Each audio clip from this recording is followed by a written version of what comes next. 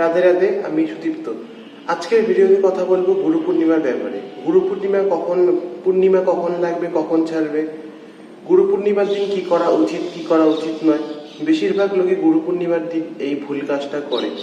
গুরু পূর্ণিমার দিন কি সারা বছরই ভুল কাজটা করে, সেই ভুল কাজটা কি সেগুলো বলবো।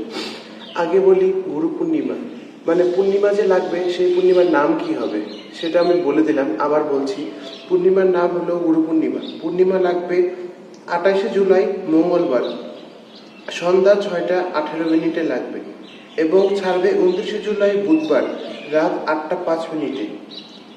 আবার বলছি, 28শে জুলাই সন্ধ্যা 6:18 পূর্ণিমা লাগবে।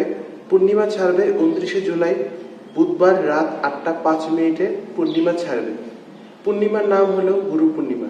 এদিন মানুষ ভুলটা কি করে, ভাবে গুরুর পূজা তো অন্য কেউ করছে, আমি করব না।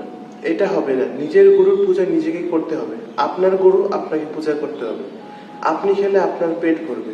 আপনার গুরু আছে, আপনার গুরু যেরকমই হোক তার পূজা আপনাকে অবশ্যই করতে হবে।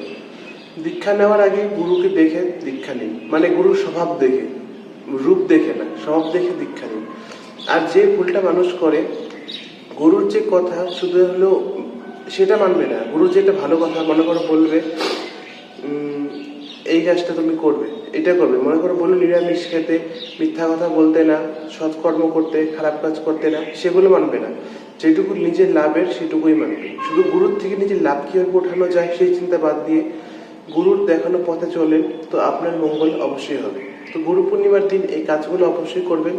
গুরুর কৃপা আপনার অবশ্যই থাকবে। ভগবান আর গুরু যদি আপনার সামনে থাকে, আপনাকে ফার্স্ট প্রণাম করা উচিত গুরুকে, যেহেতু গুরু আপনাকে ভগবানের রাস্তা দেখিয়েছে।